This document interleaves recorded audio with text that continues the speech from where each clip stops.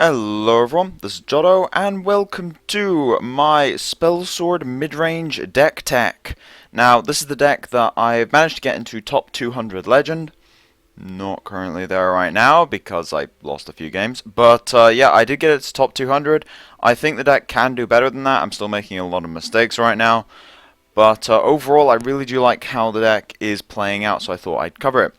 Now, Spellsword has been a deck that I've been pretty focused on for the last couple of weeks, so that's the yellow-purple combination, and started at tokens, and then over time I sort of shifted the token cards out and added in more value cards, and then over time that got more and more and more shifted until yesterday I basically removed most of the token cards entirely.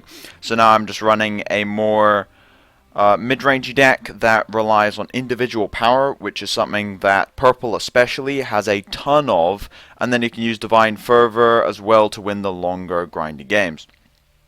So this is not a complete deck. I do not have a full collection, and while I could complete this deck, I do have the dust for it. I don't really want to, because I kind of want to shift towards another deck at some point, so that's why I'm sitting on 4k dust and an incomplete deck right now.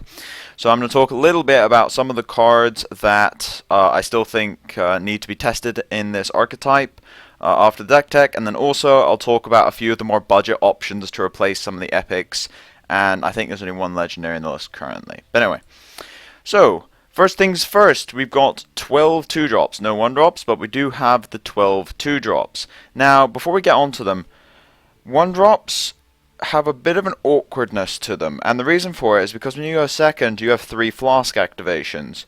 So using one of them to play a 2-drop on turn 1 isn't much of a loss. And if you're going second, you can't keep your 1-drops. So is it really worth playing a card that can only be played every second game, that has to have such a massive impact that you can play it anyway when you're going second?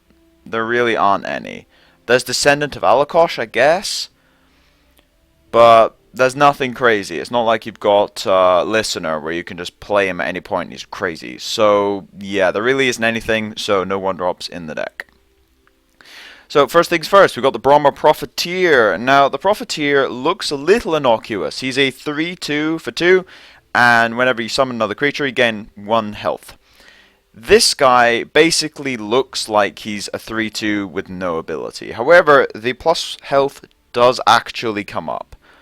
Normally, Profiteer will gain 2, 3 life maybe, but sometimes he gains 4 or 5 and it actually saves you. 2 Profiteers will gain a lot of life. When you're really far behind, you really need the life gain. So Profiteer is very, very important in the longer grindy games, and it's one of the reasons he's in the deck. 3/2 stats isn't actually that bad. He definitely has the weakest stat total of any of the 2-drops. Well, okay, not in terms of numbers, but in terms of combat viability. 3/2 actually dies to a lot of 1-drops, which is very awkward. But his secondary ability is very, very important, and we're also just running all of the other 2-drops that have higher stats anyway, so it doesn't matter in terms of opportunity cost. Next up, we got Dragentail Savior, one of those higher stat totals 2-drops. Now, the Savior is a 2/3, and he gets +1 attack for each enemy creature in this lane when you play him. Now, this guy is really, really good, and the reason he's good is because 2/3 stats for 2 is good on its own, but if they went second, for instance, and they play a 2-drop, and then you play Savior, it's a 3/3. And the 3/3 will probably kill the 2-drop without actually dying. Some exceptions, but in a lot of cases that's actually true. What else that comes up from that ability is that it means that your 2-drop is actually good late game, because Savior will come down late game and will have 5 or 6 attack in some cases. And with Divine Fervor as well, pumping up the rest of your lower drops, it means that you have a surprisingly high utility of 2-drops in this deck, and that's one of the strengths of it. Maybe so Profiteer has the life gain, and Savior gets more attack bonuses when there's more stuff in play. Next, we've got the Kvatch Soldier. Probably got that name wrong, but whatever. 2/3 with Guard. So 2/3, again, decent stat total. And because of Divine Fervor, which might as well mention now, giving everything +1/+1 as long as it's in play for 4 mana, you can end up with a 3/4 with Guard late game, which is another 2-drop with a relevant late game ability. As I said, it's one of the major strengths of this deck. Now, the last of the 2-drops is the Windkeep Spellsword. Now, this guy is basically a shielded mini-bot from Hearthstone. 2/2, ward, king of early trades, pretty much trades or kills just for the ward every other 2-drop I can think of. Outside of some really specific cases like Catapult, most other 2-drops lose to a Spellsword or trade evenly. And the fact that you have the ward means that if you have any other buffs on it, then you get more and more use out of the ward. And also he sticks around for a lot longer, which helps when you're trying to race people, and also helps when you're trying to set up things like Pit Lion, which we'll see later. So yeah, Spellsword has the least late game utility, but he's so good you just have to play him. And between the 12 2-drops, you usually get a pretty consistent start.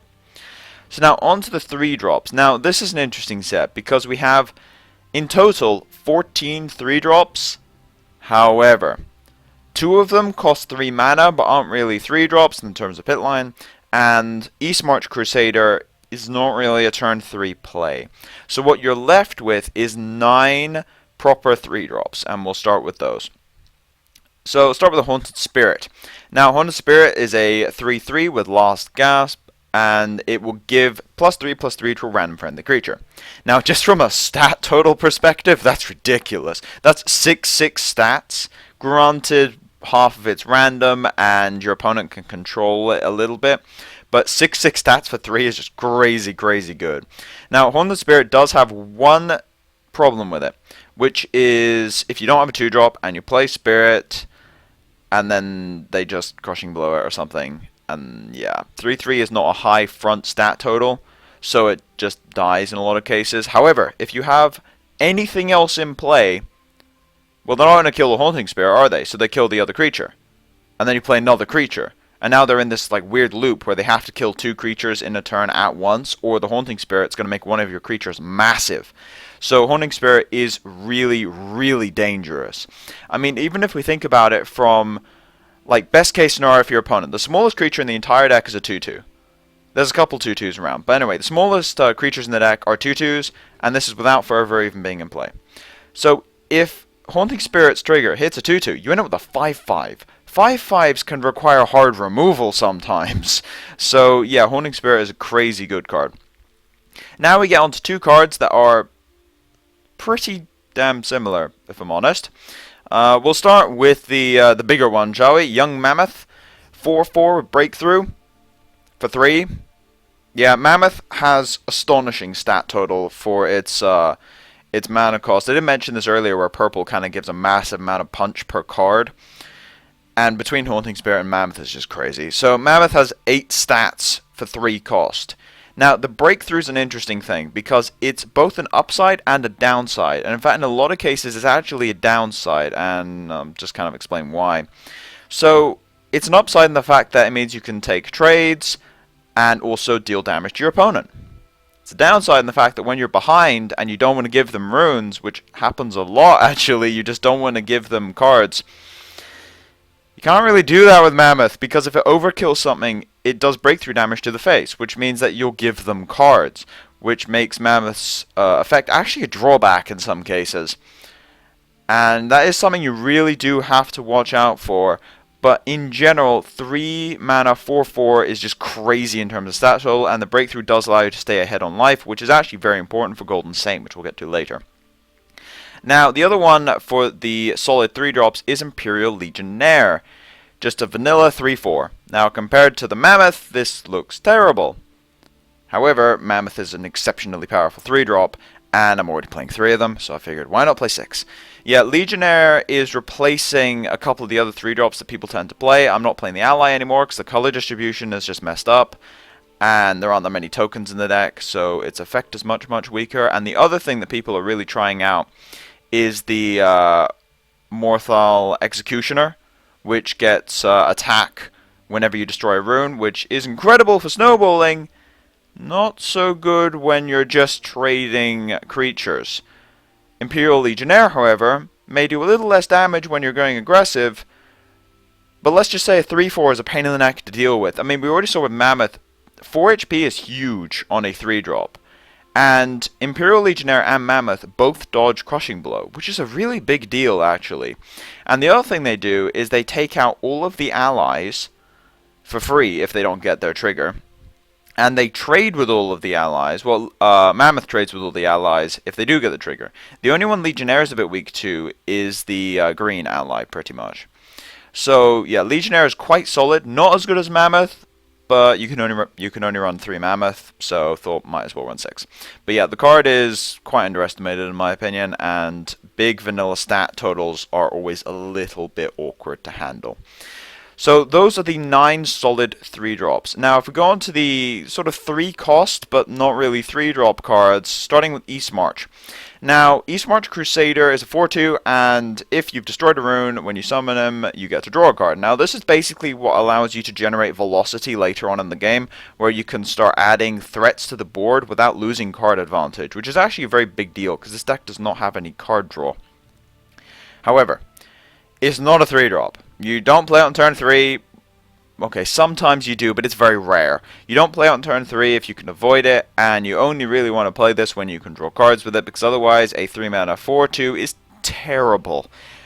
3-mana 4/2 that draws a card is really good, but if it doesn't draw a card, it's just not worth playing in any way. So you definitely don't want to keep this in your hand, for instance. So yeah, it's not really a 3-drop, it's a 3-mana card that you usually play on turn 5 and later.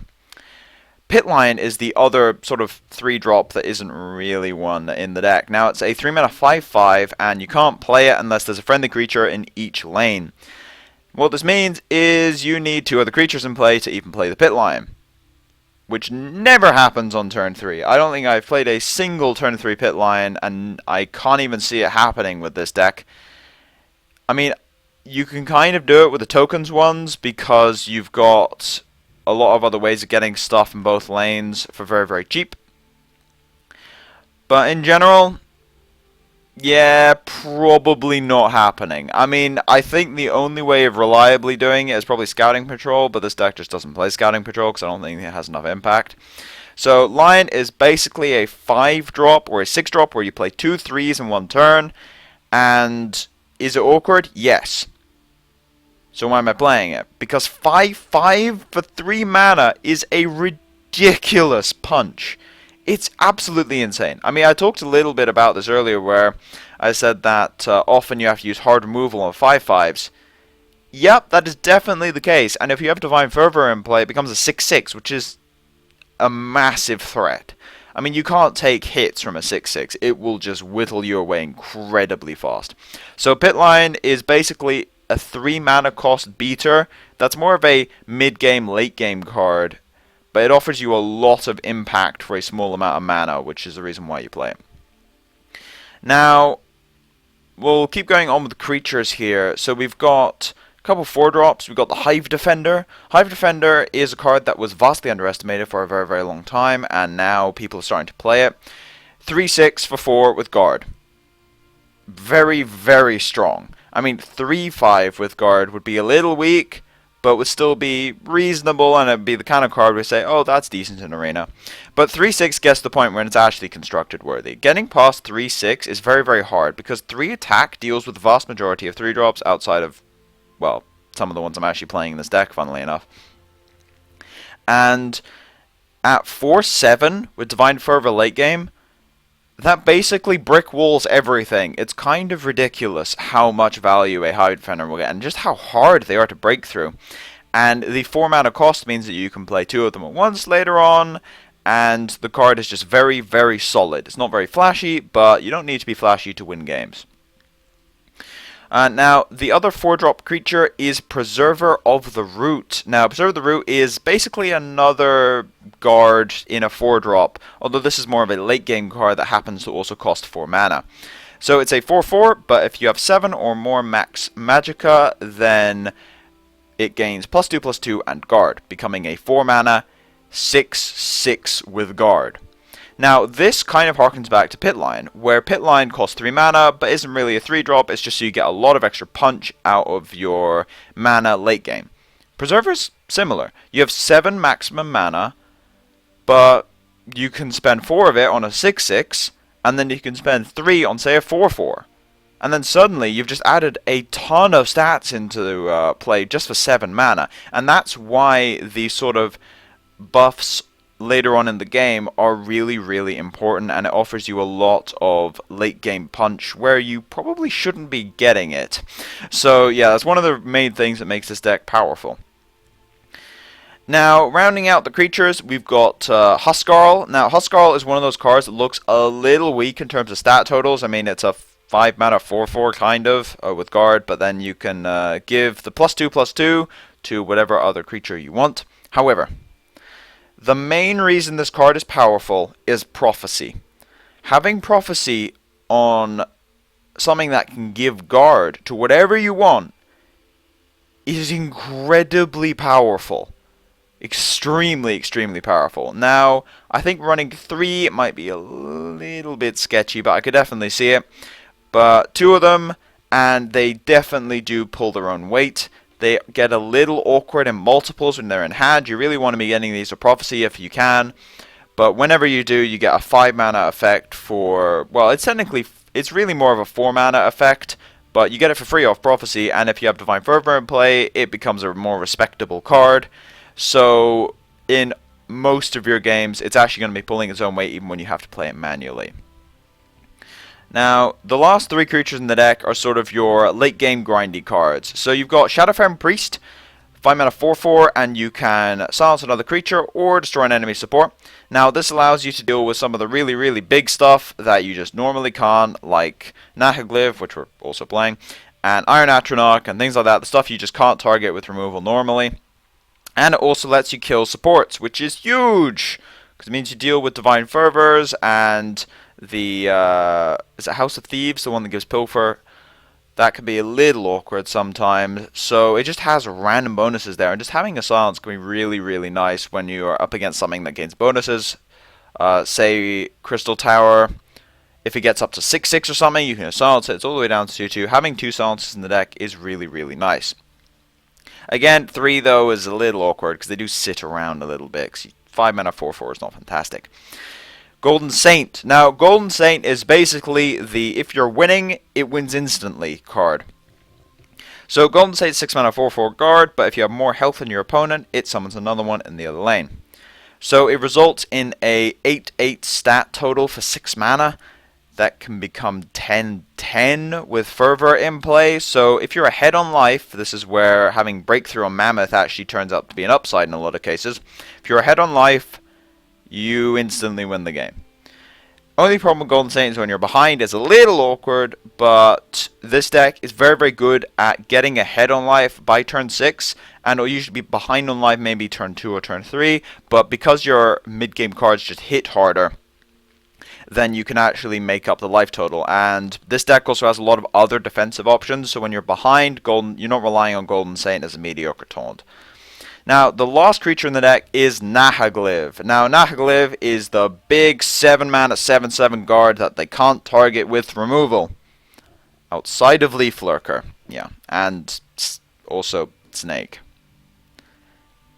And Dawn's Wrath. Yeah, there's a couple things that do deal with this. Most of them are creature effects and a couple spells, but those are a bit rarer because you can't directly target him. So yeah, it's mostly just the really, really big creature effects that are going to be messing with your Nahaglyph, but sometimes you play a 7/7, it brick walls that entire lane and there's nothing they can do about it. But yeah, it's only the one of in the deck, but it's definitely worth playing, and it's actually quite a powerful card overall in a lot of different archetypes. It just always pulls its own weight because it's really hard to handle and will usually deal 7 damage and protect you in one lane.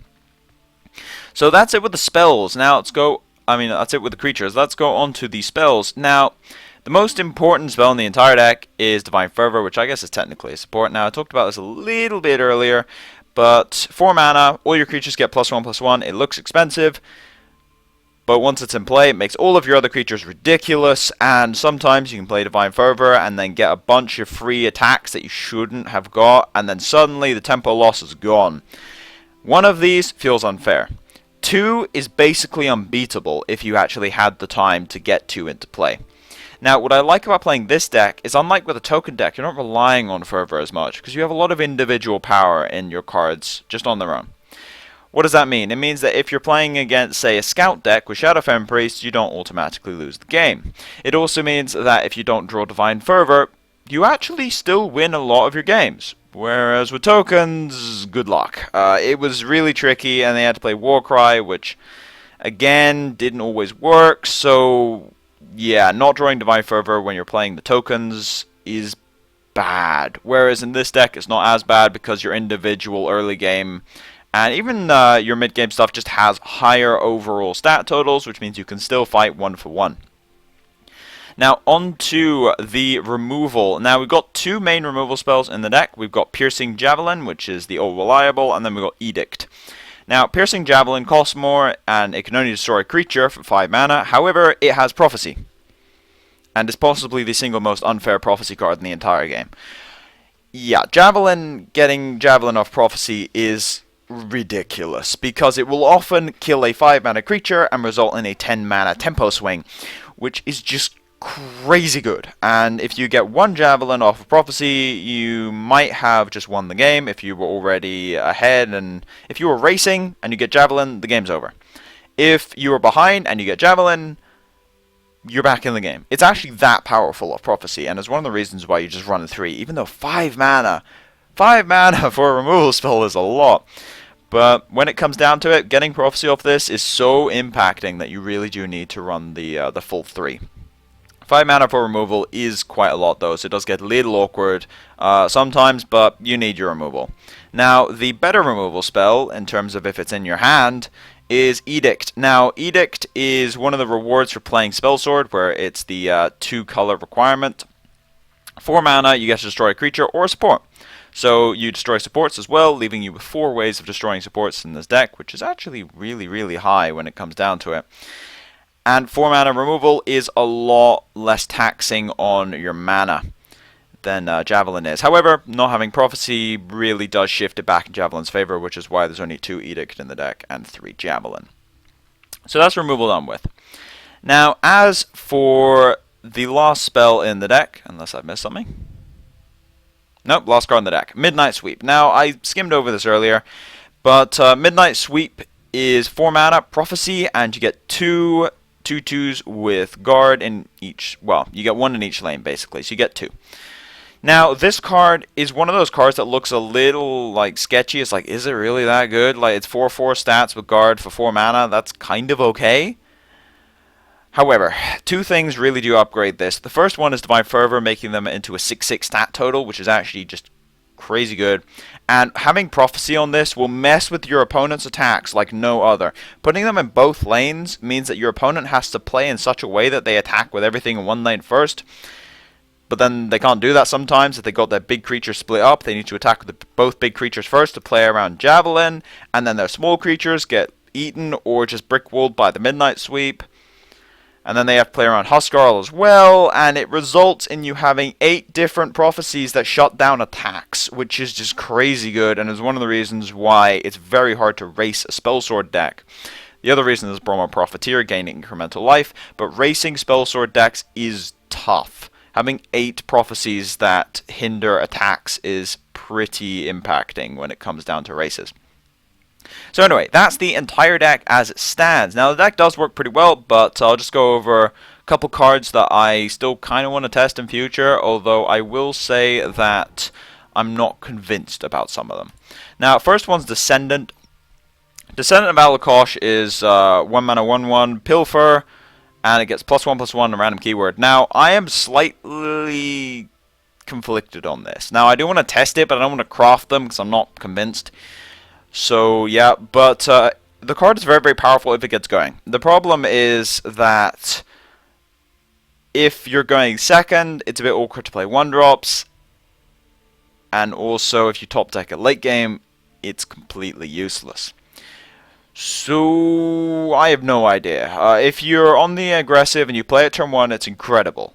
If you don't play it early, though, it's completely useless. And that's one of the other problems with 1-drops in general, and the reason I like playing the 2-drops that I do in this deck is because they all have late game utility. So I'm not sold on Descendant, but definitely worth trying out if you have him. Now, the next card on the list here is the Having Gear Marauder, if I can go find this thing. There. So, Having Gear Marauder, 5/3 for 5 mana, and whenever a friendly creature destroys an enemy rune, equip it with a random item. Now, this is one of the best ways of rewarding just smork plays ever, pretty much. Like, you get so many stats out of this thing. The problem is when you're not going face constantly. However, I think this would definitely fit in the deck a little bit better, but I'm not sure whether the deck itself can support it, because you'll be triggering maybe 1 or 2 runes, but do you want to race or do you want to stabilize? That's a big question, and often you want to stabilize against other aggro decks and then just start hitting him consistently, and Marauder more encourages you to race. So I'm not sure, but this is definitely, I think, a lot closer than, say, Descendant was for me in this particular deck. Now, here's a card that I know I should be playing, and I'm not because I don't want to craft them. Yeah. Pillaging Tribune. Now, Pillaging Tribune is a card that I would highly suggest trying to fit into the deck somewhere. Not sure what I'd replace, maybe the Pit Lions? But anyway, so 5/4 and summon, give friendly creatures in this lane drain for this turn, which is just insane. That much life gain will auto-win against a lot of different decks. I would not play 3 though, because in multiples they're eh. But I think having 2 be really, really good, or some lists even play 1. So yeah, I would recommend trying out 2 of them. I mean, I might just bite the bullet and craft these, but yeah, very, very underestimated card until recently. A couple of decks started playing them now, and it's extremely good, and the blowouts you get from it are just ridiculous. Now, on to some of the purple cards. Now, the first one is Black Marsh Warden, which I have actually tried and I was not impressed by, but I think it's definitely worth testing again, because I've changed the deck massively since I tested Black Marsh Wardens. So I do want to test 2 in the future. 2/2 summons 1/1s, but then it summons 3/3s if you have 7 or more Magicka. What I'm concerned about is the fact that it's a very, very bad 4-drop, and it serves a similar role in terms of the mid-game, late-game as Preserver, but Preserver gives Guard. So I'm not convinced. However, I do think it is worth testing. I think a few people have run it in Spellsword before, but I'm a little sketchy on it. I don't think it's actually worth running. Now, Bone Colossus is the alternative to Nahaglyph and maybe a Golden Saint, where you can run 2 Bone Colossus, 7 mana 5/5, and it fills the lane with skeletons when you play it, and they all get +1/+1 while it's in play. Now, Bone Daddy, as a lot of people have been calling him, is basically the massive finisher for Divine Fervor decks. Why? Because just from entering play, he gives you 9/9 worth of stats that they have to deal with. So if they kill the Bone Colossus, the rest lose the buff. However, if they don't kill the Bone Colossus, that goes up to a rather astonishing... I mean, is it 9/9? No, it's 8/8. But anyway, 11/11 worth of stats for a 7-mana creature. And if you have Divine Fervor in play, yeah, 15/15? What? That just gets crazy. So, yeah, Bone Colossus is absolutely incredible. And I have actually seen 2 Bone Colossus in play before with Divine Fervor, and they're dead. So, I would highly recommend trying out Bone Co, but... again, don't really want to spend the 1200 dust crafting him, and I think Nahaglyph is a decent substitution. But I would definitely try out 1, maybe 2 Bone Colossus in this deck, because I think the increased impact late game is really, really big, especially against stuff like Control Mage. That's definitely important. Now, what about if you don't have some of the higher rarity cards in the deck? Well, I've got a couple suggestions for budget options. Let's see if we just get rid of that. Now, the first one is actually something I was running for a while. I didn't have Shadowfen Priests, which was Cursed Spectre.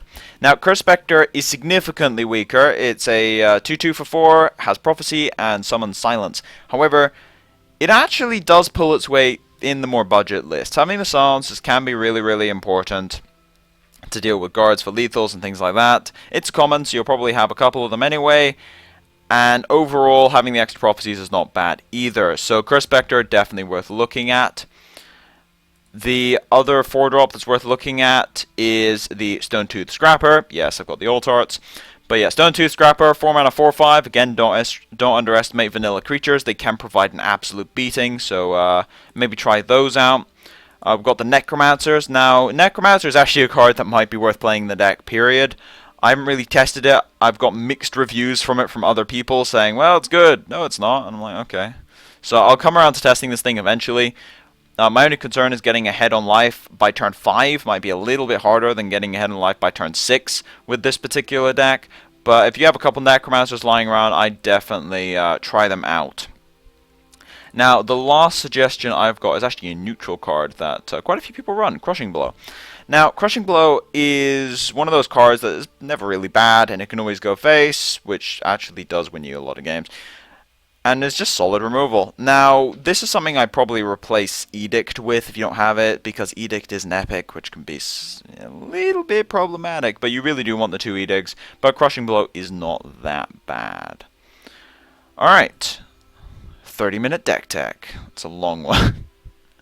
Yeah, ESL 50 deck size does mean that the average deck tech does take a little bit longer. So now I think we're going to go ahead into ranked and see if we can play a game or two. But yeah, I'm currently sitting at 300. I did cap out at 160, I think, yesterday. I think the deck can go higher, but I need to stop making as many mistakes. So yes. Alright, we're against Undertow the Seer. Now, rank 848.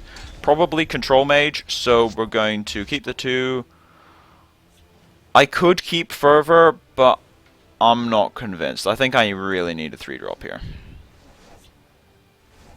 And there's the 3. Alright, pass the first turn.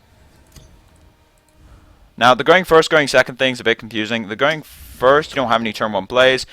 Going second, you do have the crazy, crazy powerful 2-3-4 starts in this deck.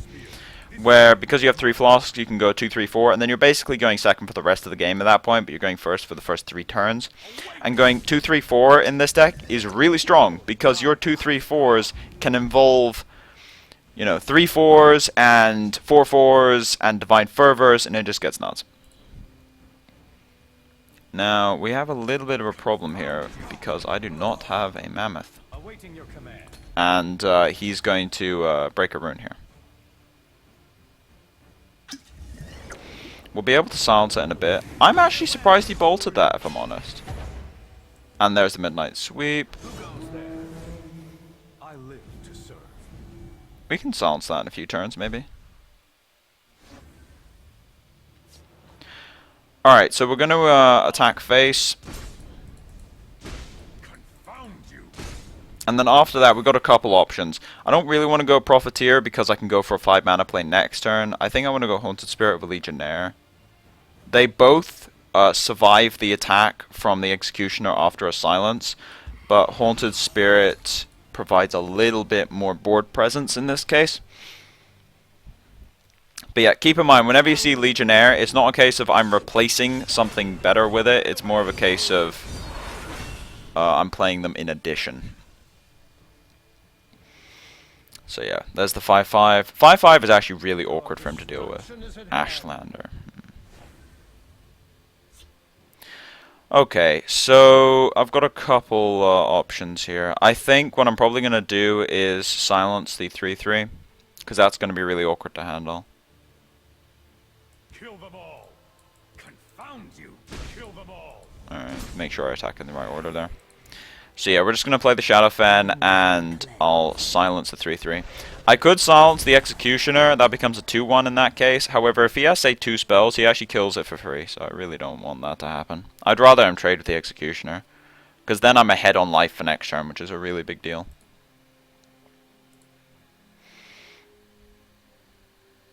He'll probably trade with the Executioner, I should imagine. Ah, he went for the Ashlander Lost Gasp to try and get the kill there. But now he's in a bit of an awkward spot where he's basically wasted his Ashlander. East March. There's more to come. Okay, so Golden Saint is pretty good here. And it allows me to push a lot of damage. I could also go Hive Defender plus Bromo Profiteer. So Hive Defender plus Bromo Profiteer is 6-8 worth of stats, whereas this is 8-8 and it's split over 2 lanes. He can take out 1 for free. Well, not for free. He can take out 1, but that leaves a lot of damage in this lane. So we'll just go with the Golden Saint. And then next turn, I can go for a Brahma Profiteer Silence on the Crystal Tower, since that's a little bit threatening. Yeah, this is what I meant where Priest is sometimes just used to deal with Tower. Like, you don't want to Javelin a Tower Crofter. We'll hold, no matter what. Another East March. It's unfortunate. Navigator. The wind's favor. We actually have 9 damage right now. He drew a spell, which is unfortunate. Report. Huh. There's more to come. Another Golden Saint.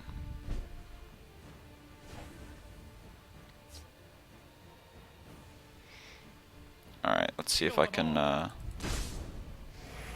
maybe I should have attacked the 4/4 first, play around Lightning Bolt.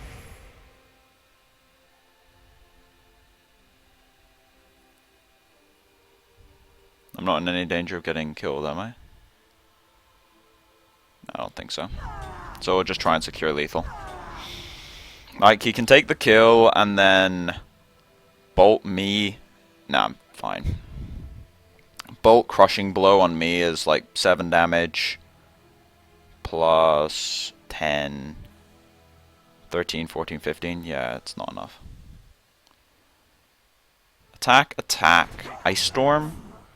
Did that save him? No, if he had Firebolt, Ice Storm, it would save him.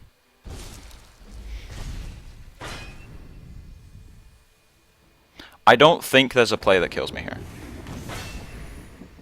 It's close, More to come. but that doesn't do it. Acknowledge. I'm still at 4. There's more to come. And he doesn't have any prophecies for bolts. Alright! The victory screen is so quick now that it actually didn't even register him conceding. Alright, we'll play one more.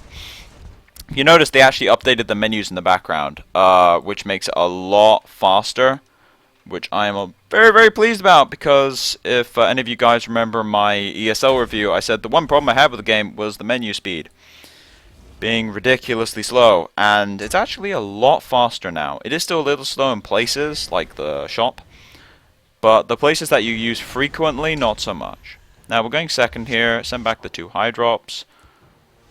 Want a 3 if I can get one, and that is not a 3. Alright, so we're against the monk. That's a 3.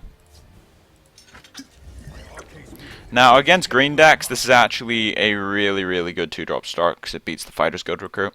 If you notice, the deck does not play 5th Legion Trainer anymore. The reason for that is because without the token boosts, 5th Legion is just so incredibly vulnerable that you can't really play it. Confound you. Now, I do like the Legionnaire, but I think we're going to play Haunting Spirit and then Pit Lion next turn, if they both survive, which is actually not that unlikely.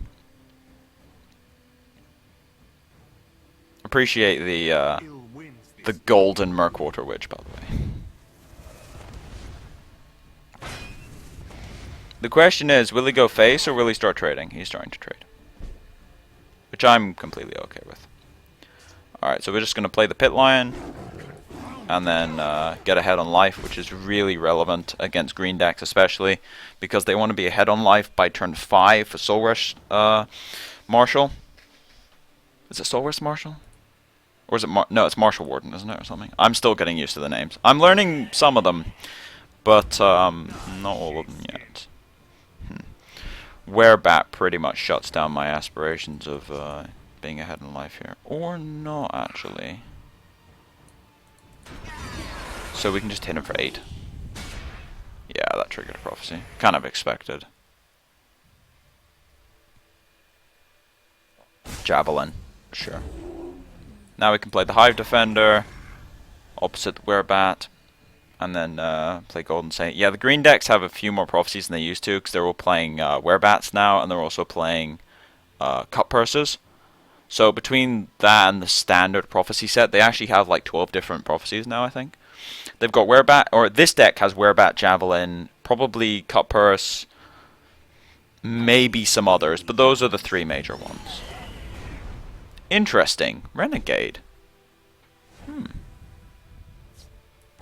So he is gonna get some value out of this, but I get my Golden Saint down, and I don't think he's gonna get his life-based cards in play, which is a very big deal because the two he has access to are incredibly dangerous.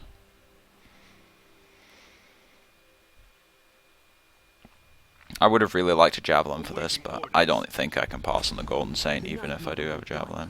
I'm gone. I need to end this game a bit faster now. And Descendant of Alakosh.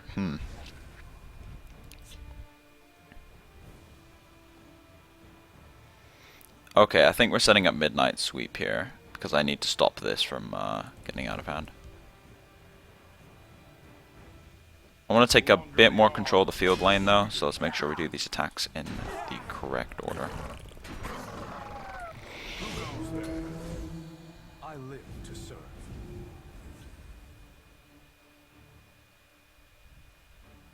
I'm very far ahead on life, which means even if he finds a way past this, like he could move the Ungolem over, but then he doesn't kill the 4-2. Ah. He drew the assassin immediately. Wow, really? 2 in a row. Okay. That is not nice. And Divine Fervor, that's a really big top deck. Kill them all.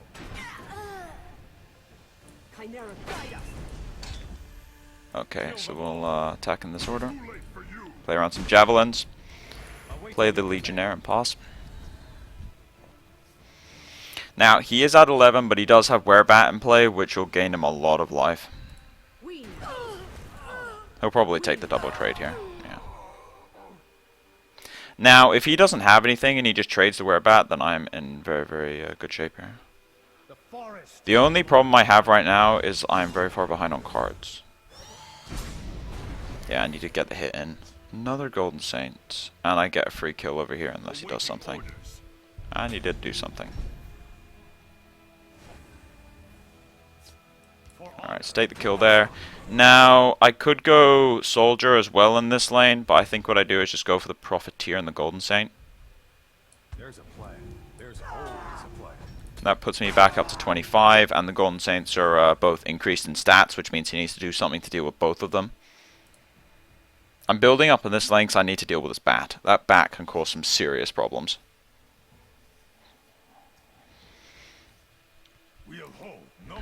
I kind of have to assume that he has at least a Golden Saint or a Marshal in hand at this point. I don't think it's possible for him to not have drawn one. Alright, he did trade. There's a Javelin. Alright, I think I just keep hitting face here. We're just going to Javelin the 4-3. Then play the Soldier over here. So now he has to do something else to kill this 5-5 is the point. This threatens lethal as well. Like if he just has nothing, he's dead. Which wasn't the case, but yeah. It still forced him to actually have something. And a Hive Defender, that could cause some problems.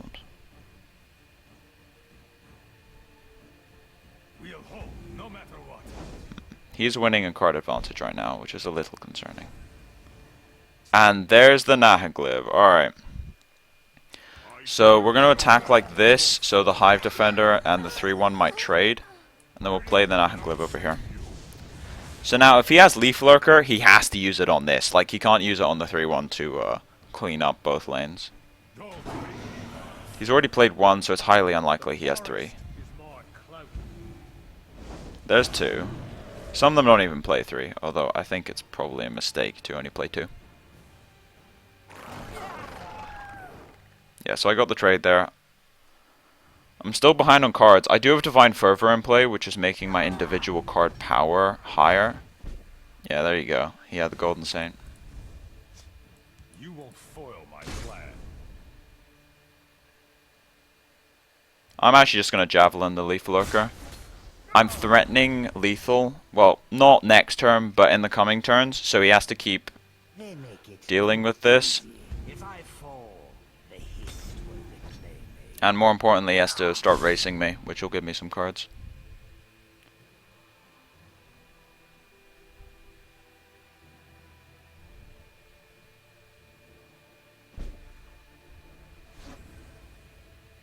Second Divine Fervor. Might as well play it, but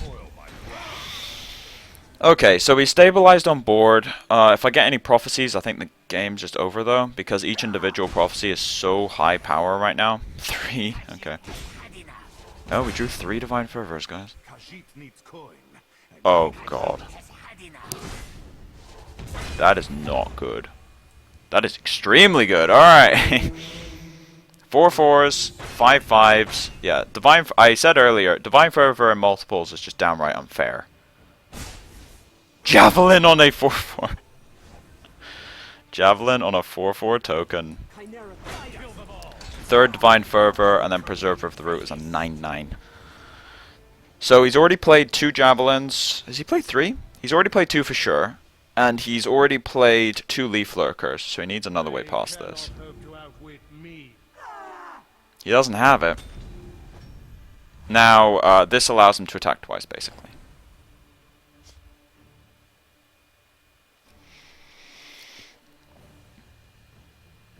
He still has to trade in both. So this has 6 attack.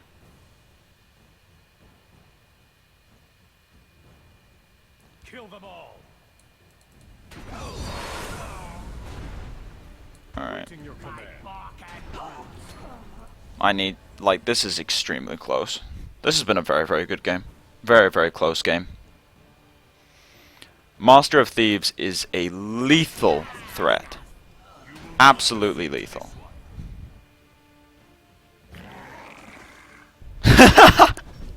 Hive Defender getting 1 shot. I think we've got this. I'm playing it in both lanes to play around pit line, to play around drawing pit line. Yeah, this is what happens when you get 3 Divine Fervors in play.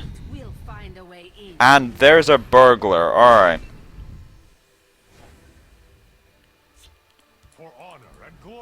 No prophecy. I attack with the 6/4 first, so that if he javelins, he has to javelin the ward to save him. But that means his I can deal with his burglar for next turn. Alright, so we had a quick game, and we had a very, very close game, and almost back into Legend 200. So anyway, that is my Spellsword midrange deck, which is actually, there's a couple of different builds going around, but I'll put my specific one in the description. So yeah, go and check out that particular list. But anyway, as now, it's been Jotto. Thank you for watching. If you like the content, please subscribe. If you have any feedback, put it in the comment section below if you want to ask me any questions about the video. But as now, it's been Jotto, signing off.